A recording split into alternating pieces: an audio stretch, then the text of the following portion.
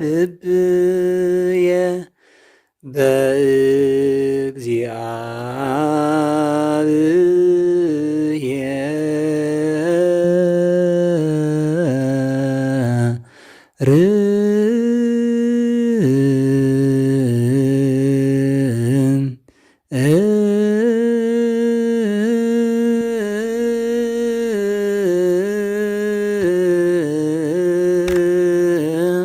ጽንዓ ተዋህዶ። በስመ አብ ወወልድ ወመንፈስ ቅዱስ አሃዱ አምላክ አሜን። ልዑል እግዚአብሔር አምላኽና ነቦታትና ነቢያት ቅዱሳን ሱባኤን ብሰላም ዘፈጸመ ንዓናውን ሱባኤና ብሰላም አፈጺሙ ናብ ብርሃን ትንሣኤሁ ካብፅሓና ልዑል እግዚአብሔር አምላኽ ቅዱስ ፍቃዱ ይኹን እምበኣር ሎሚ ከም ፍቃድ እግዚአብሔር እንሪኦ ትምህርቲ ኣይንጨነቕ ናብ እግዚአብሔር ደኣ ንቕረብ። ስለዚ ክንጭነቕ የብልናን ናብ እግዚአብሔር ኢና ዝያዳ ክንቀርብ ዘለና እምበር ወይ ከዓ ኣብ ዝተጨነቕናሉ ሰዓት እንታይ ኢና ክንገብር ዘለና እንታይ እንተገበርና እዩ ዝሕሸና ዝብል ነገር ብዝግባእ መፍታሽ የድልየና እዩ። ምክንያቱ ኣብዛ ምድሪ እዚኣ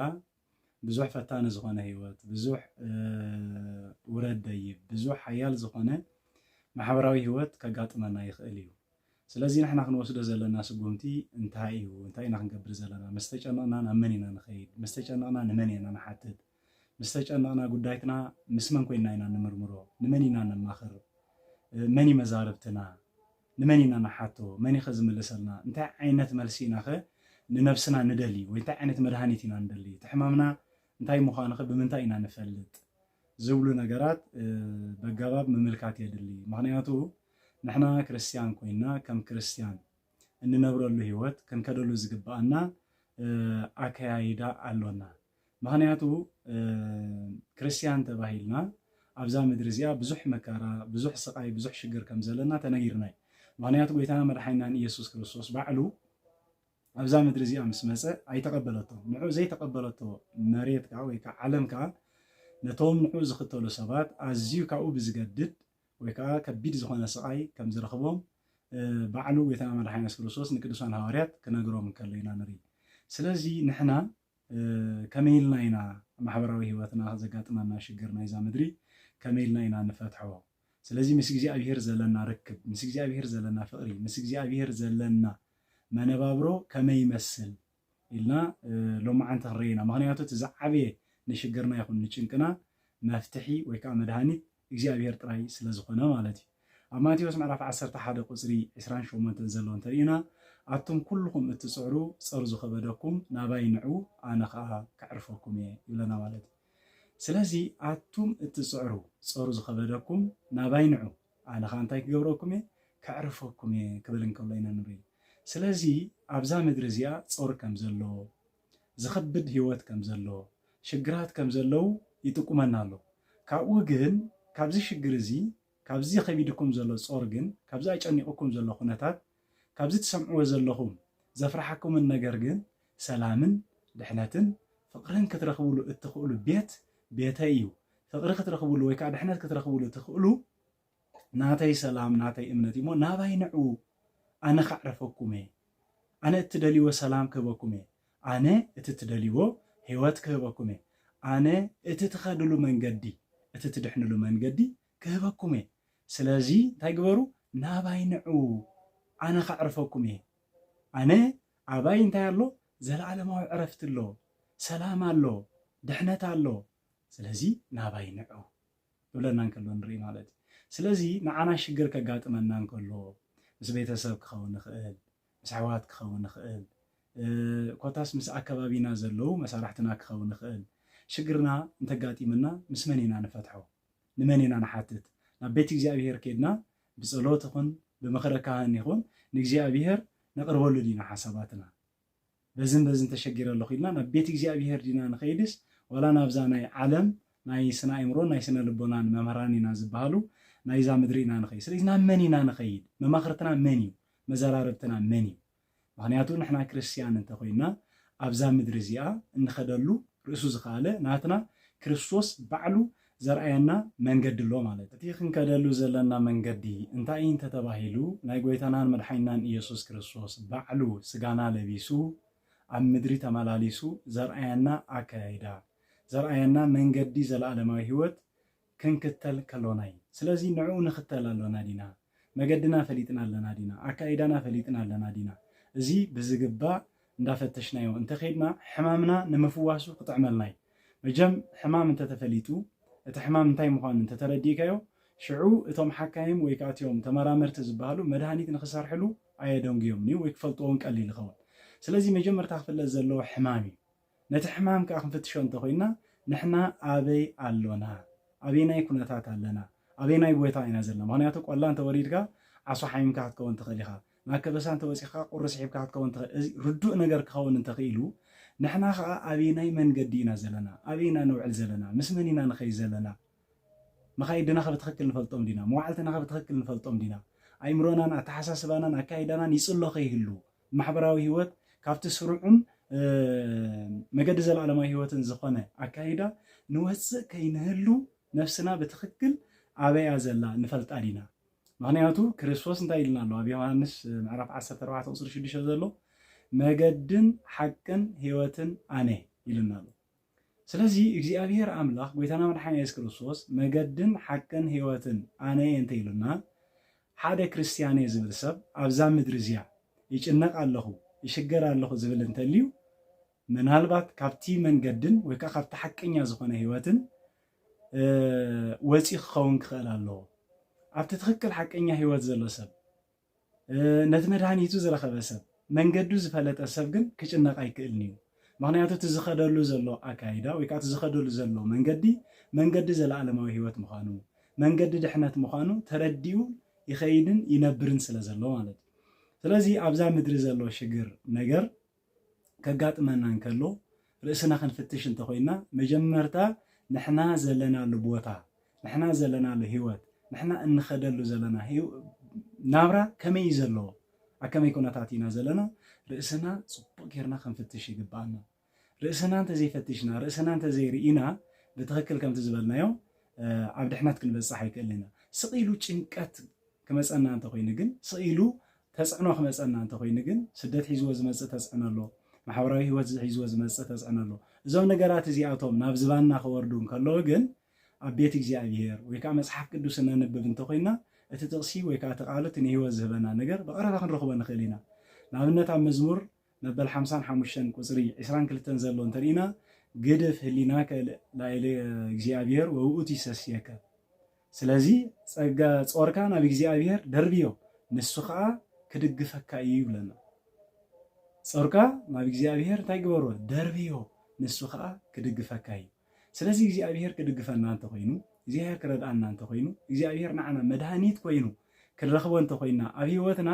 እቲ ዘሎና ጾር እቲ ዘጨንቀና እቲ ሽግርና ንዑ እንታይ ክንገብሮ ኣለና ክንድርብየሎ ክንክእል ኣለና ንዑ እንተሂብናዮ ጾርና ናብኡ እንተራጊፍናዮ ሕማምናን ሽግርናን ኩሉ መፍትሒ ክንረኽበሉ ንኽእል ካብ እግዚአብሔር ርሒቕና እንተሊና ግን ካብ እግዚአብሔር ኣካይዳ ዘይንኸይድ እንተሊና ግን ከመይ ገይሩ እቲ ኩነታት ክሰምረልና ንፅበ ከመይ ገርና ኩነታት ብቕንዕና ክኸዱልና ንፅበ ምክንያቱ ዓለም ናይ ዓለማውነቶምን ሓለፍቲ እዮም ናይ ዓለም ነገር ኩሉ ሕማቕ እዩ መገዲ ጥፍኣት እዩ ስለዚ ኣብኡ እንዳኸድና ግን ከዓ እቲ ሰናይ እንደሊ እንተኮይና ኣካይዳና መጀመርታ ክንፍትሾ ይግባአና ንሕና ኣብቲ ቅኑዕ መንገዲ ኣሎና ዲና ምክንያቱ ኣብዚ ዘመን እዚ ክርስቲያን ይጭነቕ ኣሎ ክትበሃል እንከለካ ብጣዕሚ ዘገርም እዩ ክንሓንኽ ክንሓፍሪ ዝግባአና ሓደ ክርስቲያን ኣብዚ ዘመን እዚ ተጨኒቁ ነፍሲ የጥፍእ ኣሎ ተጨኒቁ ሰበይቲ ይቀትል ኣሎ ተጨኒቁ ምስ ስድሩ ይበኣስ ኣሎ ተጨኒቁ ይፈላለ ኣሎ ክበሃል ከሎ ካሕፍረና እዩ ዝግብኦ ምክንያቱ ክርስቲያን እኮ መልእልቲ ሕጊ እዩ ኣብ ሕገ ትሩፋት ኢና እኮ ንነብር ዘለና እቲ ተፀዋዕናሉ ሕጊ እኮ ብጣዕሚ ዘገርም ሕገ ትሩፋት እዩ ንቀተልቶም ይቕረታት ዝብሉ ንኣሳድድቶም ምሕረት ዝእውጁ ኣቦታት ቅዱሳን ኮይና ዘለውና ወይ ከዓ እግዚአብሔር ኢየሱስ ክርስቶስ እኮ ንዓና ምስ ኩሉ በደላትና ምስ ኩሉ ሽግራትና ድሕነት ክበና ከለኮ ብጀካ ፍቅሩን ምሕረቱን እኮ ዘገደዶ ካልዋላ ሓደ የልቦን። ስለዚ ነዚ ፍቅሪ እዚ እንተተፀዊዕና ቅዱሳን ሐዋርያት ከዓ ነቶም ዝቀተልዎምን ዘሳደድዎምን እናመረቁ እናባረኹ ናብ ድሕነት ከምፅዎም ከለው ንሶም ደሞም አፍሲሶም ብደምና ኢየሱስ ክርስቶስ አጠሚቆም ናብ ድሕነት ከምፅዎም ከለው እቲ ሽግር እቲ መከራ ብልዕሎም ዘይወርድ ነይሩ እኮ ኣይኮነን። እንታይ ዳ ንኩሉ ተፃዊሮም ልክዕ ከምቲ ዝኽተልዎ ዘለዎ ክርስቶስ ንዑ ክመስሉ ስለ ዘለዎ ምክንያቱ መስቀለይ ፀሪሩ ደድሕረይ ዘይስዕብ ንዓይ ኣይበቅዕኒ ተባሂሉ ከም ዝተነግረ ክርስቶስ ሐዋርያት እንታይ እዮም ገይሮም ንዕኡ ፀይሮም በቲ ንፍሱ ዝኸዶ በቲ ዘርአዮም በቲ ዝመሃሮም ከዓ እንታይ ክገብሩ ከለዉ ክመላለሶም ከለዉ ኢና ንርኢ። ስለዚ ሓደ ክርስቲያን ኣብዚ ደረጃ እዚ ኣብዚ ስነ ልቦና እዚ ኣብዚ ተሓሳስባ እዚ ጠቕላላ ናብቲ ዝደንዘዘ ኣእምሮ ወሪድና ክንሪኦ ከለና ከም ማሕበረሰብ ከመይ ዝበለ ንቁልቁለት ንጎይ ከም ዘለና ንቁልቁለት ንድሕሪት ንጎይ ከም ዘለና ማሕበረ ሕብረተሰብና ወይ ከዓ እቲ ናህና ሕብረተሰብ ዝበሃል ብስነ ልቦናን ሰፊሕ ዝኾነ ስነ ልቦና ዝውንን ብሃይማኖት ፅኑዕ ዝኾነ ሃይማኖት ዝውንን ብስነ ምግባሩ ከዓ ኣዝዩ ዝዓበየ ሕብረተሰብ እዩ ነይርና። እንተኾነ ግን ዝሕጂ ዘሎ ሓድሽ ወለዶ ንሪኦ ዘለና ብኣዝዩ ዘፀይፍ እምነት ኣለና ዲኸ ንኣምን ዲና ተኸተልቲ ክርስቶስ ዲና ኢልና ክንዛረበሉ ብዝሕፍር ደረጃ ንሪኦ ኣለና ማሕበራዊ ሚድያ ክዝርጋሕ እንከሎ ማለት እዩ። ስለዚ እዚ ኩነታት እዚ ናብ ሂወትና ናብ ገዛና ናብ ስድራ ቤትና ናብ ኣሕዋትና ከመይ ኢሉ ዝመፅእ ዘሎ ከመይ ኢሉ እዚ ነገር እዚ ኣብ ውሽጢ ቤትና ኣትዩ ሰላምና ዝዝረግ ዘሎ እንታይ ኮይንና ኢና ኣእዳውና ናብ ኣንስትና ናብ ደቅና ናብ ኣሕዋትናን ከነልዕሎ ንኽእል ዘለና እንታይ ስለ ዝኾነ ኢና ናብዚ ኣእምሮ እዚ ናብዚ ደረጃ እዚ ወሪድና ዘለና እንተኢልና መጀመርታ ሃይማኖትና ኢና ክንፍትሽ ዘለና ንሕና ኣብ ምግባርናን ኣብ ሃይማኖትናን ፀኒዕና ዶ ንኸይድ ኣለና ኢና ውሉድነትና ሳፅኒዕና ዶ ንኸይድ ኣለና ኢና ምክንያቱ ንሕና ውሉድ እግዚኣብሔር ተባሂልና ዝተፀዋዕና ልክዕ ናይ እግዚኣብሔር ብርሃንነት ናይ እግዚኣብሔር መቐረት ወይ ከዓ ጨውነት ንዓለም ከነርእየሉ ንኽእል ውሉድነት ረኺብና ኮይና ውሉድ እግዚኣብሔር ዝብል ፀጋ ወይ ከዓ ዓብይ ዝኾነ ስም ረኺብና ማለት እዩ። እዚ ብእግዚኣብሔር ዝተሰየምናሉ ካብ ኣብራኽ መንፈስ ቅዱስ ዝተወለድናሉ ልደት ብክርስቶስ ክርስቲያን ዝተባሃልናሉ ስም ንዓለም ክንሳዕረሉ ንኽእል ሓይሊ ሒዝና ብዓለምን ብኣተሓሳስባን ተሳዒርና ሎሚ ሓደ ክርስቲያን ተጨኒቑ ክትሪኦ ካብ ምርኣይ ዘሕዝን ነገር የልቦን። ምክንያቱ እቲ ክርስትና ኣብ ውሽጥና ብትክክል ይኸይድ የሎን ክርስትና ብትክክል ንነብሮ የለናን ክርስትና ብትክክል እንተንነብሮ ነርና ህይወት እዩ ይትረፍ ንዓና ክንጭነቕ ሰላምና ክዝረግ ነዛ ሰላማ ተዘሪጋ ዘላ ዓለም ነዛ ትጭነቕ ዘላ ዓለም ሰላም ክነርእያ ወይ ከዓ ብርሃን ክንኮና መቐረት ክንኮና እዩ ዝግባአና ናይ ሓደ ክርስቲያን ፃውዒት ንሱ እዩ። ሐዋርያት ካብ ኢየሩሳሌም ተሰዲዶም ብሞተይ ኣይቀቡን ብሞት ናይ ሰማዕቲ ቅዱስ እስጢፋኖስ ክብተኑ ከለዉ ናብ ኣህዛብ ክሳብ በላዒተ ሰብ ዓዲ ኣህዛብ ተበቲኖም ክኸዱ ከለዉ ኢና ንርኢ። ኣብኡ ከዓ ብመጋዝን ብዝተፈላለየ ስቅላትን ብመከራን ክሓልፉ ከለዉ ንርኢ። እቲ መከረኦም ግን ንዓለም እንታይ ክኾና ከሎ ብርሃን ክኾና ከሎ ንሶም ክመቱ ከሎ ኣእላፍ ብሞቶም ክወልዱ ከለዉ ኢና ንርኢ። እዚ ናይ ክርስቲያን ጠባይ ምክንያቱ ንሕና እንመተሉ ሃይማኖት እምበር እንቐትለሉ ሃይማኖት የብልና ንሕና ሰላም እንርኢ ሰባት እምበር ናይ ፅልእን ናይ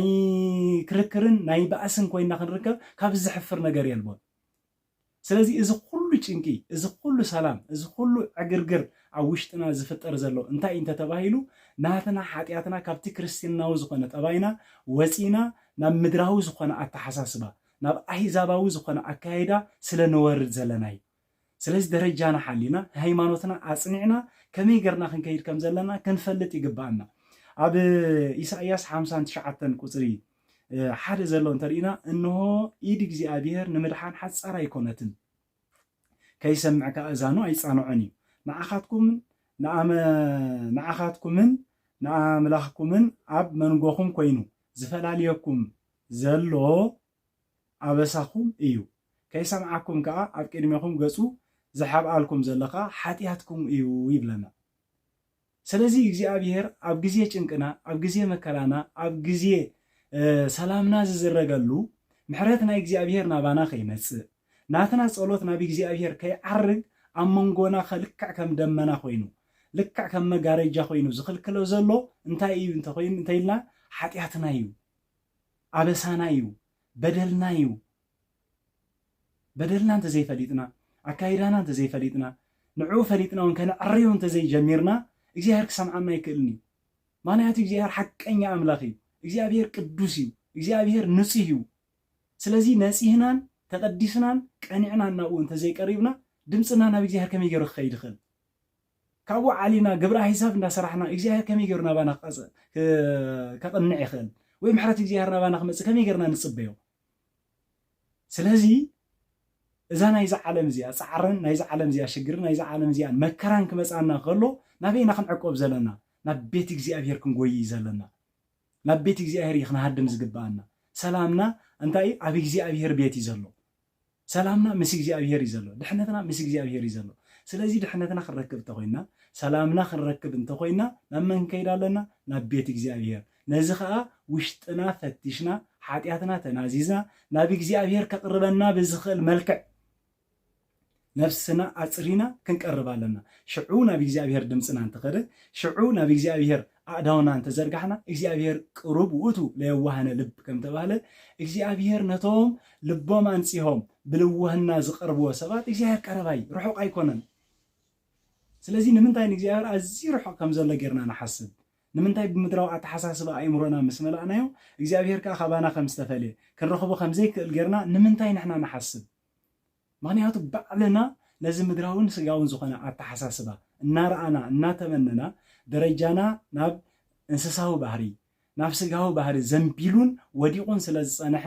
ኣብቲ ስጋዊ መከራን ሽግርን ምስ በፅሓና ንእግዚአብሔር ንደልዮ ንምንታይ ንእግዚአብሔር ብድሕረና ንገብሮ ንምንታይ ንቅድመና ጌርና የሰይ ንፀንሕ በቲ ዝተዋህበና ነፃ ፍቃድ ብፍቃድና ንእግዚአብሔር ንምንታይ ንቅድሚት ኣይንቦን ንሕና ከም ድላይና ክንዕንድር ንፀንሕ ከም ድላይና ክንከይድ ንፀንሕ ሞ ኣብ መወዳእቱ እንታይ ንገብር ምስ ሸገረና ምኽኣል ምሳኣነና እግዚአብሔር ኣበይ ኣሎ ንብል ሽዑ ናብ እግዚአብሔር ግልፅ ኢልና ክንጥምት ንጅምር እግዚአብሔር ንምንታይ ንድሕረና ንገብሮ እንታይ ክንገብሮ ይግባና ንእግዚአብሔር ንቅድመና ጌርና ቀቂድመና ክንወስዶ እዩ ዝግባአና ምክንያቱ ንዓና ዝተዋህበና ቃል እንተልዩ እንታይ እዩ መቅድመ ህሱ መንግስቶ ወፅድቆ ወኩሉ ይትዋሃበኩም መጀመርታ መንግስቱን ፅድቁን ድለዩ ካብኡ ዝተረፈኻ ኩሉ ክወሃበኩም እዩ ንሕና መጀመርታ ክንደልዮ ዘለና ኣብቲ ጉንዲ ወይኒ ኣለና ዲና ኣብቲ ዝተተኸለ ጉንዲ ወይኒ ኣብቲ ጨንፈር ዘለው ሰናይ ፍረ ዝፈርዩ ምስኣቶም ኣብቲ ጉንዲ ወይኒ ኣለና ዲና የለና ነፍስና ከነረጋግፅ ኣለና ኣብቲ ጉንዲ ወይኒ ዘለው ኣብቲ ህይወት ዘለው ካብኡ ትመዓዛ ህይወት ስለ ዝረኽቦ እቲ ሰናይ ዝኾነ ፍረ ንኽፈሪ ይከኣሎም ካብቲ ጉንዲ ወይኒ እንተወፂኦም ግን ከመይ ገይሩ ፍረ ክፈሪ ይከኣሎም ተቆሪፆም እዮም ክነቕፅኦም ናብ ምንታይ ድርበ ናብ ሓዊ ዝድርበ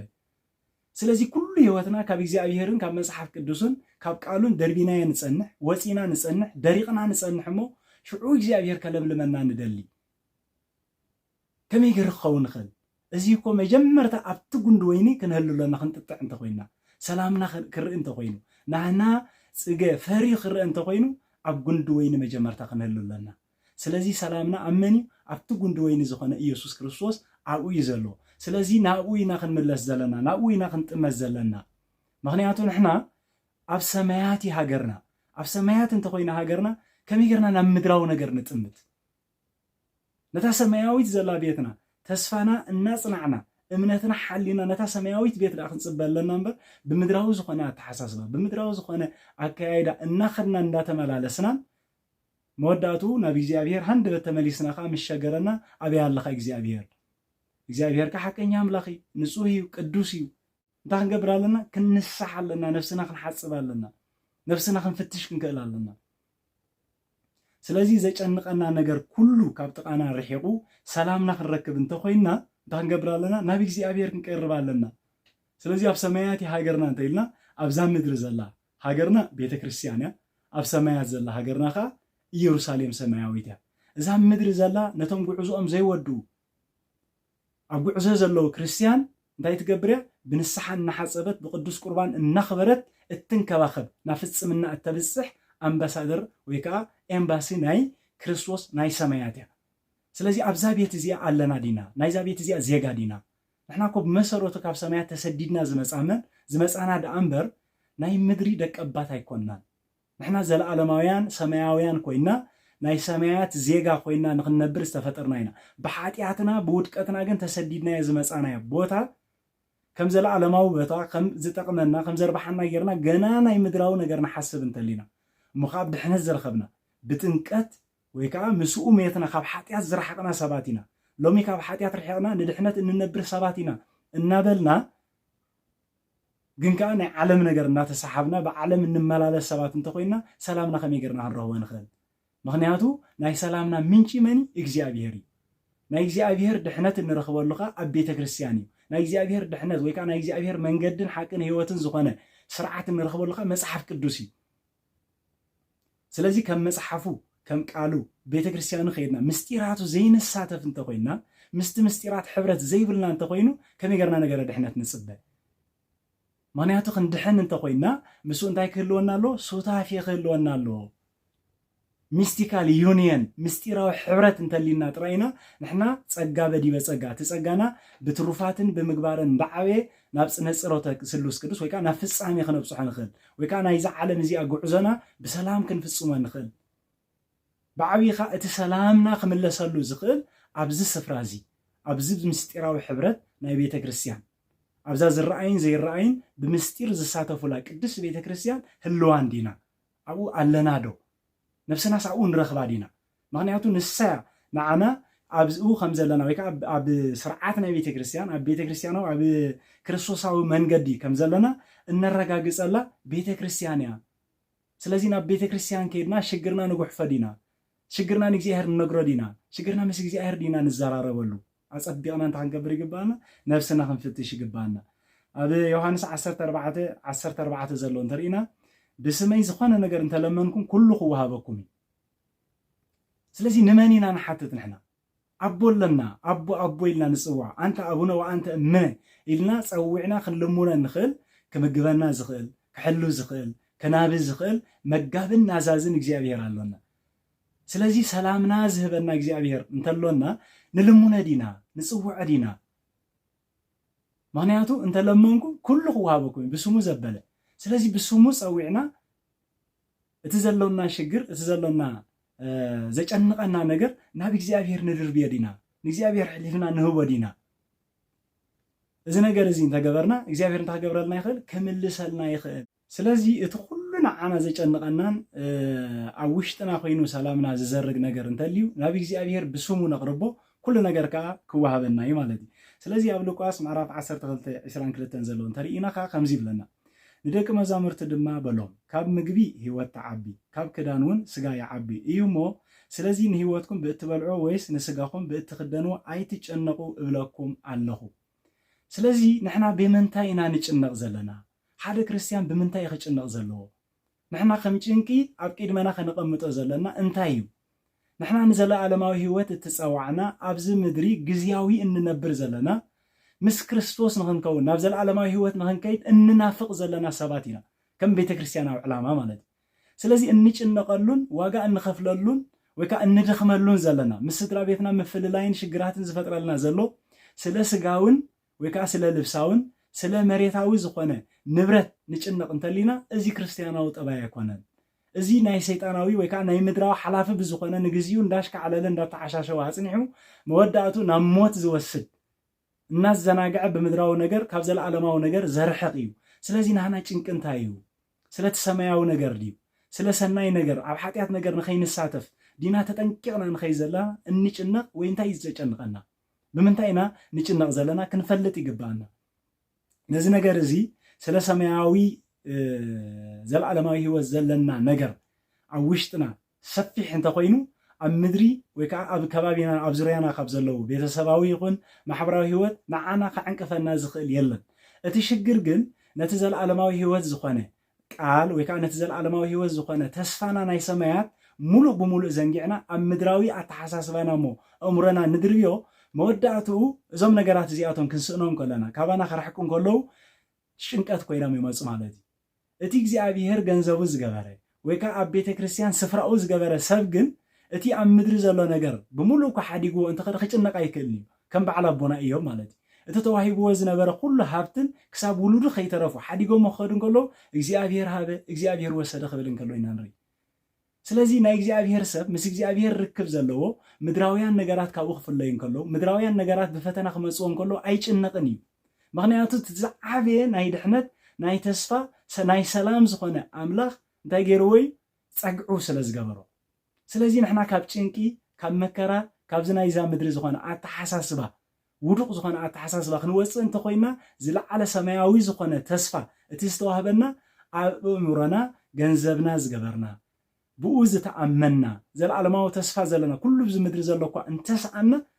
ዘለዓለማዊ ሂወት ገንዘብና ምዃኑ ኣመንቲ ምዃንና ሰብ ተስፋ ምዃንና እንተኣሚንና ኣብዚ ምድሪ ዝመፅእ ሽግራት ወይ ከዓ ፈተናታት ብሰላም ክንሰግሮም ንኽእል ስለዚ እግዚኣብሔር ንዓና ትውክልትና እንተዘይገርናዮ ናይ ምድሪ ነገር ዝያዳ ሓሲብና ንሰማያዊ ነገር ዘንጊዕና ንኸይድ እንተኮይና ግን ሰላምና ከመይ ገይሩ ክመለሰልና እቲ ጭንቅኻ ካባና ከመይ ገይሩ ከመይ ገይርካ ክርሕቕ ይከኣለዎ ማለት እዩ ስለዚ ኣብ ቆላሲስ 3:17 ዘሎ እንተሪእና ብቃል ኮነ ወይስ ብግብሪ እትገብርዎ ዘበለ ኩሉ ብስም ኢየሱስ ክርስቶስ ግበርዎ ስለዚ ብቃልና ኣብ እንዛረቦ ብግብርና ኣብ እንውዕሎ ኣብ እንኸዶ ቃል እግዚኣብሔር ማእከል ዝገበረ እግዚኣብሔር ተዘክሮት ዘለዎ እናዘከርና ዲና እንፍጽሞ ንሓውና እንቀይም ከይንህሉ ስድራ ቤትና ወለድና ንቀይም ከይንህሉ ደቅና በኣና ይዕንቀፉ ከይህሉ ኣሕዋትና ወይ ከዓ ዓርኽትና በኣና ይዕንቀፉ ከይህሉ ምክንያቱ ኣብ ቅድሚ እግዚኣብሔር እዚ ኩሉ ዋጋ ዘኽፍል ስለ ዝኾነ እቲ ንሰበይቱ ዘይጨንቕ ንሰበይቱ ዘይሐጉስ በዓል ቃል ኪዳን ኮይኑ ከምኡውን ሰበይቲ ኮይና ንሰብኣያ ዘይትሕጉስ ዘይትእዘዝ ምክንያቱ እዚ ከም ቃል እግዚኣብሔር ክንነብር ኣለና ኩሉ እንገብሮ ብስም እግዚኣብሔር ዋጋ እኳ እንተኸፈልና ዓስቢ ከም ዘላና እናኣመና ንሰብኣይ ክትእዘዝዮ ከለኺ ካብ እግዚኣብሔር ዓስቢ ከም ዘለክ እናኣመንኪ ንሰበይትኻ ኣፍቂርካ ክሳዕ ሞት ክትእዘዝ ከለኻ ካብ እግዚኣብሔር ዓስቢ ከም ዘለካ እናፈለጥካ ንደቅኻ ኣብ ዝብፃሕ መንግስተ ሰማያት ንኽወርሱ ናይ እግዚኣብሔር ውሉድ ንኽኾኑ በዚ ዘሎ ሕጂ ናይ ዓለም ፈተና ዋጋ እናኸፈልካ ክትከይድ ከለኻ ካብ እግዚኣብሔር ዓስቢ ከም ዘለካ እናፈለጥካ ንወለድኻ ብወፃኢታት ይኹን ብመከራ ይኹን ብኩሉ ወላ እንዳፀረፍኻ ወላ እንዳንዓቑኻ ተኣዚዝካ ምኻድ ክሳብ መስዋእቲ ከም ይስሐቅ ናብ መስዋእቲ ከይተረፈ ምቕራብ እንታይ እዚ ኣብ እግዚኣብሔር ዓስቢ ከም ዘህበካ እናኣመንካ ስለዚ ኩሉ እንገብሮ ብስም እግዚኣብሔር እንገብሮ እንተኮይና ንዓና ብርግፅ ኣብ ሰማያት ዓስቢ ኣለና ኣብዚ ምድሪ እዚ ከዓ ጭንቂ ይብልናን እዚ ናይ ዚ ምድራዊ ዝኾነ ኣተሓሳስባ ስለ ንስዕሮ ኩሉ ነገር ብእግዚኣብሔር ክንልክዖ እንተጀሚርና ኩሉ ነገር ሂወትና ብመፅሓፍ ቅዱስ ክንልክዖ እንተጀሚርና ናይዚ ዓለም እዚኣ ጭንቂ ኩሉ ካባና ክርሕቕ እዩ ማለት እዩ ምክንያቱ ንሓሳብናን ንኣእምሮናን ክገዝእ ዝኽእል እግዚኣብሔር ኢየሱስ ክርስቶስ ኣብ ልዕለና ስለ ዘንገስና እዩ ምክንያቱ ንሱ ክቋፃፀሮ ዝኽእል ኣእምሮ ንሱ ክቋፃፀሮ ዝኽእል ሓሳብ እንተሊና ኩሉ እንገብሮ ነገር ብኡ እናለካዕና ክንከይድ እንተጀሚርና ኩሉ እናሓስቦ ነገር ብመንፈስ ቅዱስ ተመሪሕነት ክንገብሮ እንተጀሚርና ነገራት ካባና ኩሉ እቲ ናይ ሰይጣን ነገር ካባና እናረሓቐን እናበረረን ይመፅእ ማለት እዩ ምክንያቱ እቲ ንሕና ንምራሓሉ ዘለና ሰላማዊ ዝኾነ ቃል ሓያል ዝኾነ ስም እግዚኣብሔር ፄርና ስለ ዝኸይ ዘለና ናይዚ ዓለም እዚኣ ፈተና ክስዕረና ይክእልን እዩ ዝስዕረና ግን እግዚኣብሔር ካባና ገዲፍና بمرحنة منفس قدوس قريفنا بمرحنة نيرئسنا بأتحساسبنا ببلحنا بتبابنا أبزع عالم زيات عودتن كونينا إلنا كاب بيت እግዚአብሔር ወፂና ካብ ቃሉ ወፂና ንመላለስ እንተሊና ግን እንታይ ንኸውን መወዳእቱ ኣብ ጭንቀትን ኣብ መከራን ኣብ ስቃይን ንወርድ ምክንያቱ እቲ ፈታኒ መጀመርታ ክፍትን እንከሎ ኩሉ ነገር ጽቡቕን ጥዑምን ሰናይን ከም ምዃኑ ይዘርየና መወዳእቱ ግን ኣብኡ ምስጠለቕና ክንወፅእ ኣብ ዘይከኣልና ለሰዓትካ ሕማቕ ምዃኑ ይግለጸልና በኣዚ ፈተናታት ከቢድ ዝኾነ ነገር ሒዝልና ይመጽእ እሞ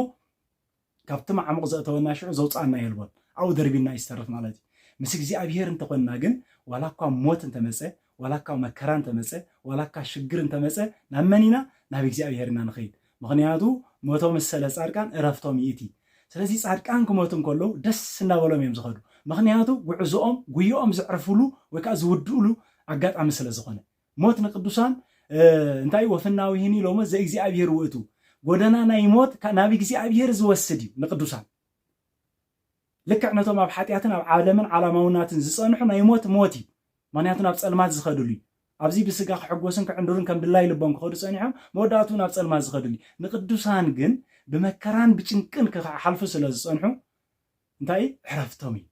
موت ناب እግዚአብሔር زخدلو غودناي ناب እግዚአብሔር زبصحلي نابتي زلعلماوي هيوت زسغاغروم منغديو مالتي ስለዚህ ቅዱሳን ከሞተን ኮሎ ሓጎሲ ደስታኦሚ يعرف سلازلو كم مكرا خاب چنك سلازخد زلو نحنا جن أبزي زي كنا غنشنق زلنا بسجاوي أتحسسنا أمرنا بزي زمنا والنتن أكايدا عايش أنيقنا كابيك زي أهرا وسينين تسأنيحنا إذا تشنك أسزي منشو على ما والنتيو أبيت إجزي أبير نزل ملالسو أبيت إجزي أبير نزل له سبات جن إجزي أبير سلامومي إجزي أبير كله نجاراتهم ويكا شجراتهم مخطئهم يخون الله سلازي إجزي أبير كم قالوا ننبر انتقينا أبيتون الملالس انتلينا إجزي أبير مخطاناي إجزي أبير حيلناي إجزي أبير والتاناي مالتي سلازي إجزي أبير والتانا خوينو كاب كل چنكنان مكرانان كاب كل حزنان سلامنا خوينو كن رخبو انتقينا أبيتون مسعى لنا نبيتون كيدا لنا قالوا نسمع لنا بقالوا نملالس لنا كاب قالوا ريحنا انت ننبر انتقينا إجزي أبير كم يجري يسمعنا نا إجزي أبير محرتنا بانا كم يجري يخمص ناتنا صلوت كنا إجزي أبير كم يجري يحرك سلازي بنصحة حاسبنا قدوس سغاون كبر دومن بلعنا سنتينا داخن قبرالنا أبيت إجزيابير كنبرالنا نتزمت مكرا نتزمت شجر مس إجزيابير كوينا مغنياتو نسو زهابنا حيلينا على عالم نسعرلو قال لنا هنا حيلي سغاو حيلي ولا حنتنا عالم نسعرلو نغل عقم يبلنا سلازي تنسحنا نعون عالم نسعرلو حيلي نسو سلازو قنا بسغاون دومن بنصحة حاسبنا أكيد إجزيابير كل جزي كم قالوا بتبب كنمالالس يقبانا اتنا علم نسعرلو تبب ازي اتنا علم چنقان مكران كله ان راح قالو تبب مصحف قدسي ويكا مصحف قدساو اكايداي سلازي نحنا اغزيابير ገንዘብና ጌርና አቱም ትጽሩን ጸር ዝخبركم እና ባይናው አና خعرفكم ከም ዝበለ ኩሉ ነገራትና ገዲፍና ዘጨንቁና ነገራት እንተልዮ ዝፈታንቱና ነገራት እንተልዮ ናብ ቤት እግዚአብሔር መጺና ሰላምና ንርከብ ናብ ቤት እግዚአብሔር መጺና ድሕነትና ንርከብ ምክንያቱ እዚ ስጋን ደምን ኩሉ ግዜ ትኩስ ኮይኑ ወይካ ውዑይ ኮይኑ ዝፈተዝ ዘሎ ንዓና ንድሕነትናይ ንመንዲ ዝፈተዝ ዘሎ ኣብ ቤት እግዚአብሔር ከይድና ንስሓና ሓጺምና ዘለና ጭንቂ ኣራጊፍና ስጋን ዶምን ተቀቢልና በስጋን ዶምን ከቢርና ማን ከይድና ዓና ኳይ ዝፈተዝ ዘሎ እንተኮይና ናብ ቤት እግዚአብሔር ዘይንኸይ እንተኮይና ሰላምና ዘይንደሊ ስለዚ ኣብ ቤት እግዚአብሔር ከይድና ሰላምና ረኺብና ጭንቅና ንኸነራግፍ እታ ሓንቲ ጾርና እትጸውር ሰላምና እትመልስ ቤተ ክርስቲያን ጥራያ ዘላትና ወይካ ከም ቃሉ እንተ ተመላለስና ጥራይና ዘለዓለማዊ ድሕነት ከረክብ እንኽእልሞ እግዚአብሔር አምላክ ካብ ኩሉ ዘለናየ ጭንቅን መከራን ካብ ኩሉ ዘለናየ ፈተናታት አውጽኡ ብስጋውን ዶሙን ከቢሩ አቤቱ ንኽንመላለስ ቅዱስ ፍቃዱ ይኹን ስለዚ ካብ ጭንቂ ደኣ ንውፃእ ካብ ጭንቂ ንርሓቅ ናብ ቤት እግዚአብሔር ንምፃእ ንስዩ አምላክ ሰላምና ንስዩ አምላክ ድሕነትና ንስዩ ዘረጋጋአናን ጸግዕናን እግዚአብሔር ሞ ስለዚ ሰላም ጭንቂ ኣብ ንረኽበሉ ሽግር ኣብ ንረኽበሉ ናብ ቤት እግዚአብሔር ንጉየ ናብ ቤት እግዚአብሔር ንኺድ ምክንያቱ እቲ ሰላምን ድሕነትን ሓቀኛ ዝኾነ ሓጎስ ሓቀኛ ዝኾነ ድሕነት እንረኽበሉ መገድን ሓቅን ህይወትን ንስዩ ሞ ናብቲ ጉንዲ ወይኒ ኣብቲ ጨንፈር ህልዋት ኮይና ሰናይ ፍረ ንኽንፈሪ ናይ እግዚአብሔር ቅዱስ ፍቃዱ ይኹነልና ስብሐት ለእግዚአብሔር ወለወላዲቱ ድንግል አሜን